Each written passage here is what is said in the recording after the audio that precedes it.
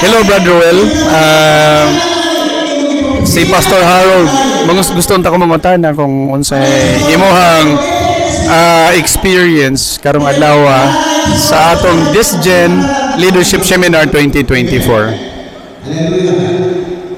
Ako dahil si Brad Ruel from Midtown Church.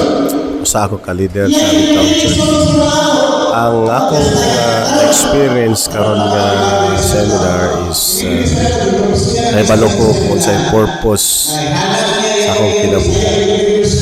Labi na sa mga teaching sa ato mga speaker karon pasabot unsa gyud ang atong purpose sa akong kinabuhi nga mahimutang armies of God. So hopefully I hope nga ang inisya nga seminar dako nga tuan dako siya nga makahatag siya additional knowledge ta nga ma-empowered being a Christian. Salamat. Brother Well, hanggang salamat. God bless you and your family. Pareho ra pod sa akong mga nadunggan sa uban, empowering the leaders to become a effective leader and